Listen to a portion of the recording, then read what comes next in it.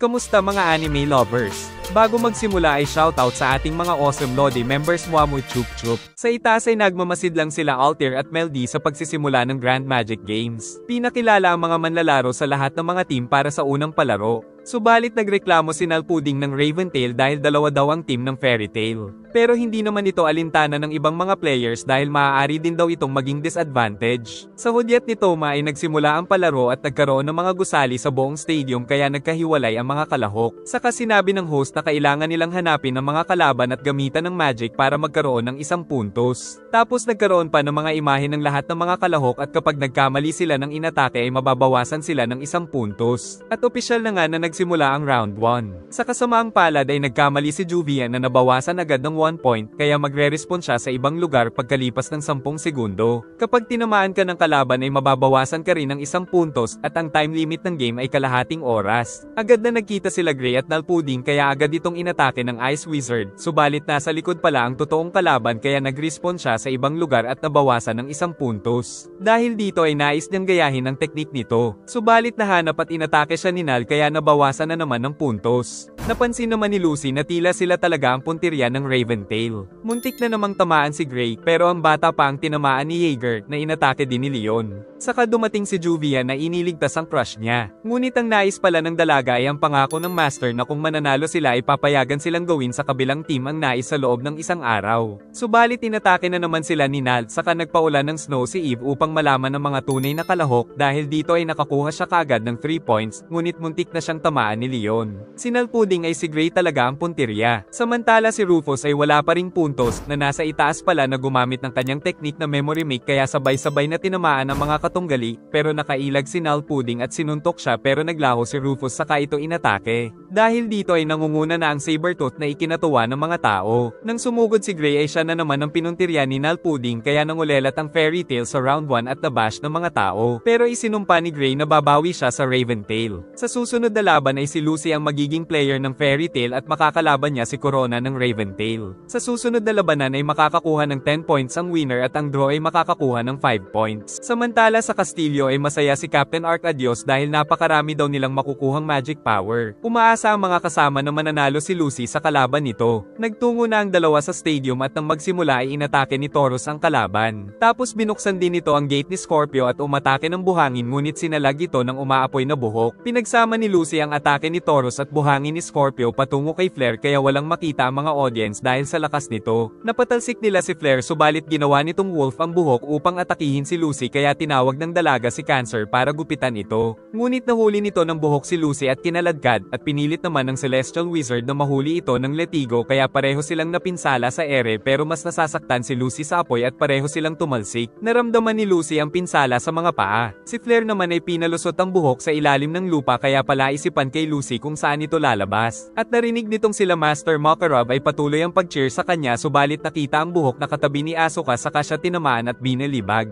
Giit ni Flare na kung hindi siya tatahimik ay tutuluyan nito si Asuka. Napansin ng Master ang kakaibang aura pero ipinagwalang bahala lang nila ito. Patuloy ang pambablackmail ni Flare kay Lucy kaya walang magawa ang dalaga kundi ang seluhin ang mga atake at ipinagtataka din ng lahat ng nanunood kung anong nangyayari sa kanya. Nais na sanang sumuko ni Lucy pero pinigilan siyang mag-surrender para mapahirapan pa siya. Pero bago yun ay lalagyan daw muna siya nito ng tatak ng Raventail. Dahil naririnig ni Natsu ang boses ni Lucy ay nahanap niya ang buhok ni Flare malapit kay Asuka. Nang wala nang alalahanin si Lucy ay ginamit na nito ang kapangyarihan at pinalabas si Gemini na inatake si Flare at tinulungan siya ng isa. Saka nag-transform silang Lucy na nakatapis na ikinatuwa ng mga manyak na audience. Nagsimulang mag-cast ang dalawa upang magamit ang kapangyarihan ng lahat ng mga bituin gamit ang spell na Uranometria na nagliwanag sa buong paligid at ikinatakot ni Flare. Pero naglaho ang kanyang kapangyarihan ngunit namutla pa rin sa takot si Flare. At si Obra pala nakasamahan nito sa Raventail ang may kagagawan kaya si Flare ang nanalo ngunit alam ng mga kalahok na may pandarayang naganap. Umiiyak si Lucy dahil nabigo niya ang guild. Kaya lumapit si Natsu at pinalakas ang kanyang loob. Magsisimula na ang pangalawang labanan sa pagitan ng Blue Pegasus na si Ren at Mermaid Hill na si Web.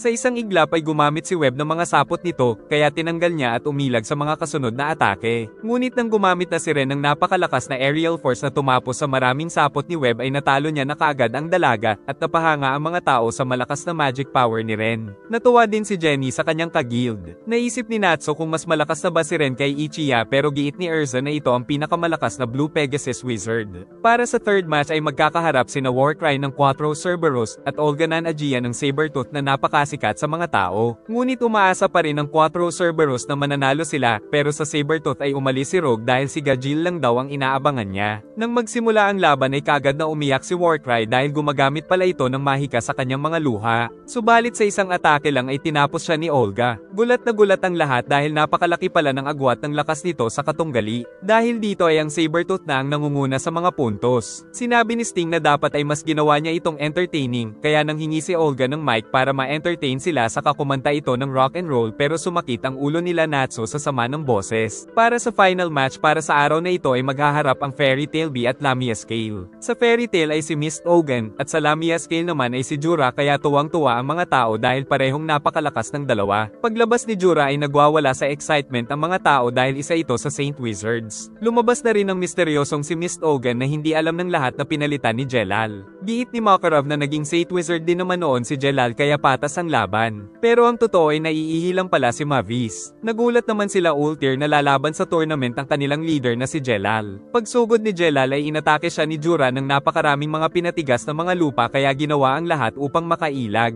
Tapos inihagis niya ang mga staff sa kinaroroonan ni Jura at gumamit ng malalakas at patong-patong na magical spell. Napansin ni Laxus na ginagaya talaga ni Jelal ang magic ni Mist Ogan para hindi ito mahalata. Sa kabila nito ay nakaatake pa rin si Jura na pinabanda naman ni Jelal ng magic, pero muling pinabalik ng Saint Wizard sa kanya at tuluyang tinamaan. Dahil dito ay nagpasya si Jelal na gamitin ang sariling magic kaya nakakilos siya ng napakabilis at gumawa naman ng pader si Jura at ginamit ang mga bato upang habulin si Jelal na tagumpay niyang tinamaan. Subalit nakagawa na pala ng 7 magic circle si Jelal sa ere at ginamit ito upang umatake ng napakarami patungo sa Saint Wizard, kaya gumawa si Jura ng nilalang sa bato upang maprotektahan ang sarili sa nakapangingilabot na mahika. Pagkatapos ay nakilala ni Jura na ito ay hindi si Mist Ogan kundi si Jelal dahil sa ginamit na magic. Subalit ginamit pa ni Jelal ang kanyang signature technique kaya kinabahan sila Altair na baka makilala siya ng mga tao, pero tinuloy niya pa rin na gamitin ito. Dahil sa inis ni Altair ay nais niyang gamitin ni Meldy ang Sensory Link. Kaya naanghangan ng sobra si Jelal at hindi na ituloy ang magic spell dahil pinakain ni Altair ng mga sili si Meldy. Tapos kiniliti pa ito kaya parang baliw si Jelal na tumawa sa gitna ng stadium. Hanggang sa tuluyan na siyang mawala ng malay dahil sa kagagawa nila Altair at Meldy. Dahil dito ay nanalo si Jura nang wala siyang ginagawa, ngunit nagtataka ang mga tao. Nangunguna ang Sabertooth sa standing at pinakakulelat ang dalawang Fairy Tail team kaya hindi makapaniwala ang mga kasama lalo na ang Master. Sa kabila nito ay unang araw pa lang naman kaya may chance pa silang makahabol, sabi ng mga host. Ngunit dahil din sa nangyari ay pinagtawanan ng mga tao si Mist Ogan. Subalit hindi nila alam na may nakikinabang sa lahat ng mga kapangyarihan na ginagamit nila sa stadium at nagkaroon si Carla ng nakakatakot na pangitain.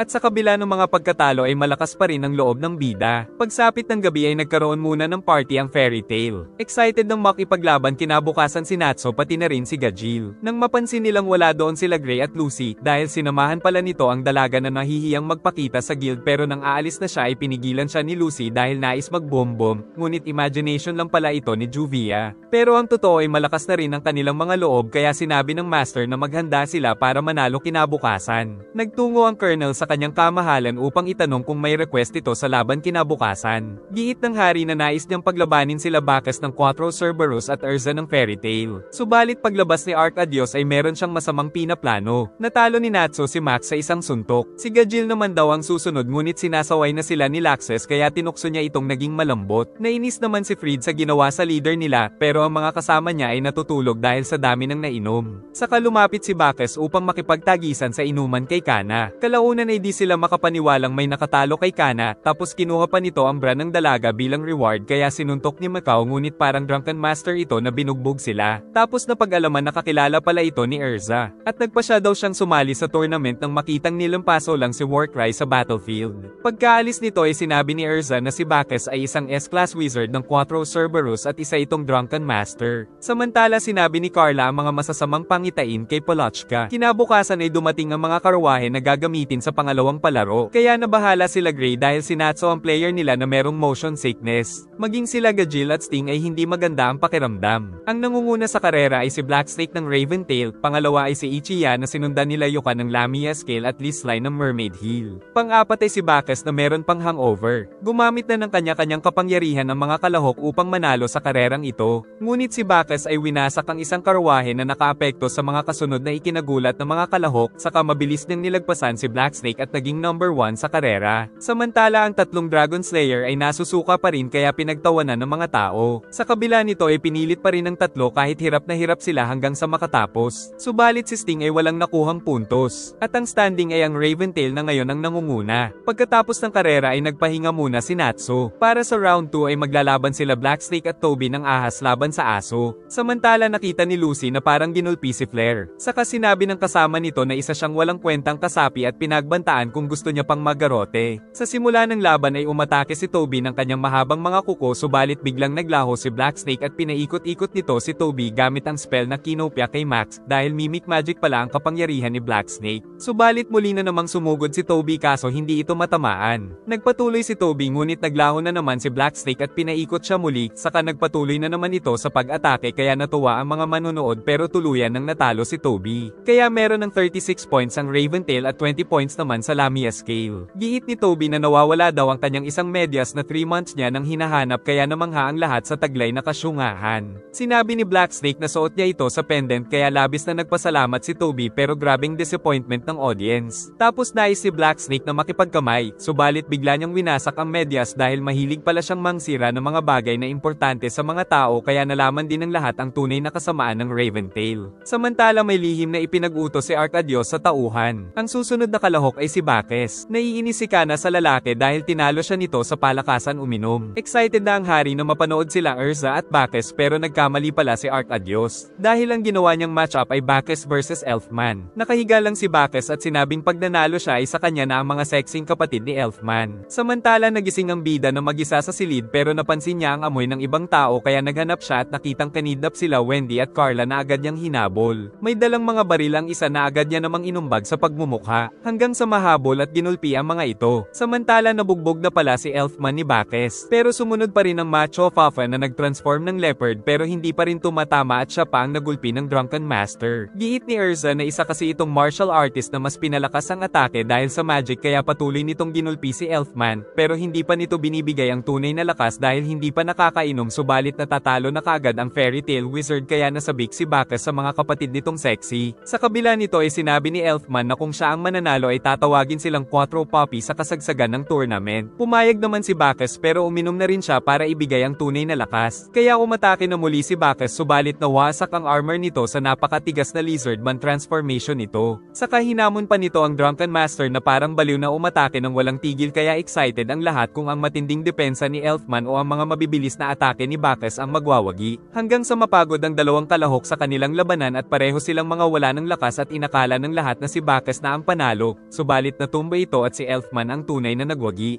Maayos na rin ang kalagayan ni Wendy dahil kay Polochka. Nalaman din nila na ang Raventail ang boss ng mga kidnapper. Na bad trip si Arcadios dahil hindi nila nakuha sila Wendy. Ngunit ang sundalo na nakausap nila Natsu ay kasabwat din pala ni Arcadios kaya isinisi nila sa Raventail ang tangkang pandurukot. Pinuri ni Urza at ng mga kaibigan ang laki ng improvement ng transformation ni Elfman. At habang nanunood ang lahat sa tournament ay magbabantay sa kanya ang Raijin Squad. Saka inalok din ni Bixlo na magtabi sila ni Evergreen. Nababahala na sila Urza lalo na nang sinabi ni Carla ang kanyang masamang premonition. Kaya naisip nilang huwag mag-isa upang maiwasang madukot. Ang susunod na maglalaban ay sila Mira Jane at Jenny na parehong mga model. Dahil dito ay nagpasarapan sila ng mga post kung sino ang mas magaling na model na na-enjoy din ng lahat ng kalalakihan. Kalaunan ay bumaba din ng mga chicks ng Mermaid Heel. Pati na ang Blendy Cousins ng Lamia Scale. Nais ng ikaunang master na sumali din ng mga chicks nila kaya nagbigay siya ng mga swimsuit at labis na na-excite sila Makarov. Habang si Juvia ay kanina pa pala naka-ready. Nagtungo na sa stage ang lahat ng mga naggagandahang chicks na dream come true sa mga kalalakihan. Nagpatuloy pa ang fashion show ng iba't ibang mga bikini na ikinatuwa nila Macau at Wakaba. Pagkatapos ay wedding attire naman at kanya-kanya sila ng mga partner kung saan naging kapareha ni Lucy si Loki, kaya si Liz Anna ay magiging partner ni Natsu pero nahulog sa kanya si Lucy. Pagkatapos ay ipinakita ng master ng Lamia Scale na hindi rin siya magpapatalo, subalit dahil sa kanya ay nawala ang lahat lahat ng excitement ng mga tao. Dahil tabla ang kanilang score ay naghamon si Jenny na kung sino ang matatalo ay mapipilitang mag-post ng walang saplot sa Sorcerer Weekly magazine kaya ninais nila Macau na matalo sana si Mira at pati ang host ay na-excite. Ginamit na ni Jenny ang combat form niya kaya ginamit ni Mira ang pinakamalakas niyang form na Devil Mira Jane C3. Dahil dito ay natalo niya si Jenny sa isang atake lang dahil sa agwat ng kakayahan. Kaya napasubo si Jenny dahil siya ang napahamak sa ginawa niyang kasunduan. Samantala si Jelal ay nag-aalala dahil wala pa rin siyang natutuklasan tungkol kay Zeref. Hindi pabor si Defense Minister Darten sa plano ni Colonel Arcadios na isagawa ang Eclipse Project. Sagot ng Colonel na kapag nakakuha sila ng Celestial Wizard ay makokompleto na nila ang proyektong ito kaya wala nang makakapigil sa kanya. Para sa final match ng pangalawang araw ay sina Kagura ng Mermaid Hill at Yukino ng Sabertooth ang maglalaban. Saka nagkasundo ang dalawa na kung sino ang matatalo ay magiging alipin. Di makapaniwala ang mga tao sa kanilang napagkasundoan. At nalaman nilang isa rin pala itong Celestial Wizard na nagsummon ng Gate of the Pisces na sumayaw-sayaw sa stadium at tuloy-tuloy na inatake si Kagura ngunit magaling itong umilag.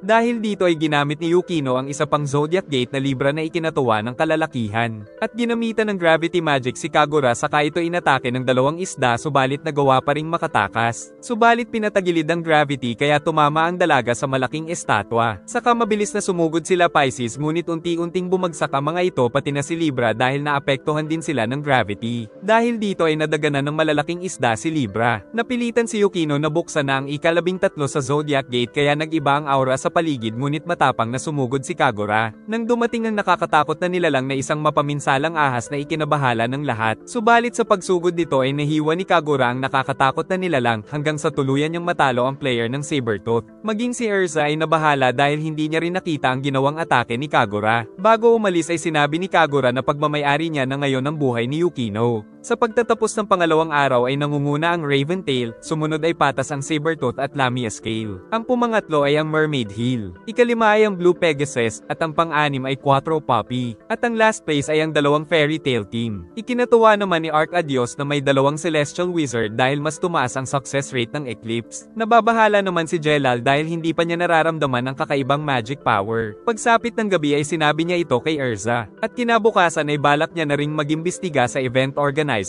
Pagkatapos mag-usap ay may nag-abang kay Erza na walang iba kundi si Miliana na kasapi na pala ngayon ng Mermaid Hill kaya masaya si Erza na maayos ang kalagayan nito. Samantala sa pub ay nagiinom na naman sila Bacchus habang bagsak na ang maraming member ng Fairy Tail. Di nagtagal ay umuwi na rin sila Bacchus na siyang pagdating naman nila Leon at Sheria. Samantala sa Sabertooth Inn sa may Crocus Garden ay naiinis ang master nilang si Gemma dahil natalo sila sa araw na ito. Nangako naman si Sting na gagawin niya ang lahat at si Yukino naman ay pinagalitan ng master dahil sa kahihiyan. Dahil din dito ay binawi ng master ang kanyang kasuotan at ipinatanggal ang emblem dahil tanggal na siya sa guild. Hindi naman pabor si Rogue sa desisyon ng master nila pero ayos lang ito kay Sting. Kinabahan si Frosh dahil mahina din siya ngunit tiniyak ni Rogue na hindi siya matatanggal sa guild. Samantala habang papauwi ay nakita nilang nag-aabang si Yukino. Si Miliana naman ay sinabing baka mas malakas pa si Kagura kay Erza. Ngunit kay Jelal lang daw gagamitin ni Kagura ang espada nito dahil ito daw ang pinakanais nilang patayin na ikinalungkot naman ni Erza. Nais ibigay ni Yukino ang dalawang Zodiac Key kay Lucy upang makumpleto niya na ang 12 Zodiac Key upang mabuksan ang pinto ng pagbabago ng mundo. Dagdag pa nitong dahil sa Zentopia incident ay baka silang dalawa na lang ang natitirang Celestial Wizard at dahil mahal ng mga spirit si Lucy ay nais niyang ibigay ang dalawang susi pero hindi ito matatanggap ng dalaga. Nasasayangan si Carla sa pagkakataon, sagot ni Lucy na ayaw niyang sirain ang ugnayan ng mga spirit kay Yukino. Samantala sila Natsu at Happy ay humingi ng tawad dahil inakala nilang masamang tao ang dalaga. Napaiyak naman si Yukino dahil ngayon lang daw may nagmagandang loob sa kanya saka tinanggal din daw siya sa Sabertooth. At ikinainis ni Natsu ang narinig nito. Samantala natuwa si Arcadios dahil may dalawang Celestial Wizard na pwede nilang gamitin para makumpleto ang Eclipse. Nagkaroon ng kaguluhan sa panuluyan ng Sabertooth kaya naging alerto sila Sting at Rogue. At nakita nila si Natsu na nagwawala sa kamatapang na hinamon ng kanilang master na kapag natalo niya ito ay kailangan niya ring umalis sa Sabertooth. Nalaman nila Sting at Rogue na tungkol ito kay Yukino. At pinag-utos ni Gemma kay Dobengol na tapusin si Natsu. Pagsugod ng bida ay sinubukan siyang pigilan ng malakas na ninja. Parang nagte-teleport na ito sa bilis niyang kumilos saka naghagis ng mga smoke bomb at gumamit ng mga kanay. Tapos umatake ng sneak attack ngunit sinuntok din siya ni Natsu at tumalsik sa matigas na pinto. Kaya pagsugod ng Fire Wizard ay sinalag ito ni Gemma na nagka-interes na rin sa kanya, ngunit bahagyang napatalsik ang bida kaya sumuntok ito ng malakas na uppercut at pinagpupulbos ang pagmumukha ng master ng Sabertooth. Saka gumamit ng Lightning Flame Dragon attack na nang bumasak sa kanilang panuluyan. Subalit pinrotektahan ni Minerva si Master Gemma at sinabing sigurado namang mananalo ang kanyang ama. Saka pinakita nito na nabihag niya si Happy. Kalaunan ay pinakawalan din ito at nagpasya na silang umalis. Ngunit nagbanta si Minerva na wawasakin ng fairy tale sa Grand Magic Games pero hindi natatakot ang Fire Wizard. Nagulat din si Sting na ganito pala kalakas si Natsu. Pag-uwi ay nalaman nila Lucy ang ginawa ng bida. Pero pinagalitan pa siya ng mga kasama lalo na ni Great dahil nais din pala nitong sumali sa kanyang ginawa. Pagkatapos ay nagkaroon naman sila ng pillow fight bago matulog. At kinabukasan ay nabalitaan ni Yukino ang nangyari sa Sabertooth kagabi. Nagsimula na ang ikatlong araw ng Grand Magic Games kung saan guest host nila sila Hall na Chief Marshal ng Magic Council. Naisipan ni Erza na siya ang magiging kalahok ngayon kaya wala nang nagawa ang mga kasama. Si Kana muna ang pumalit kay Jelal dahil baka mabuko sila nila Hall ng Magic Council. Sa Mermaid Hill ay si Miliana ang maglalaro. Samantala sa Raventail ay si Obra. At si Hibiki naman sa Blue Pegasus. Sa Sabertooth ay si Olga. Si Jura naman sa Lamia Scale. Pinakita sa mga screen ang mga kalahok para malaman ng mga tao.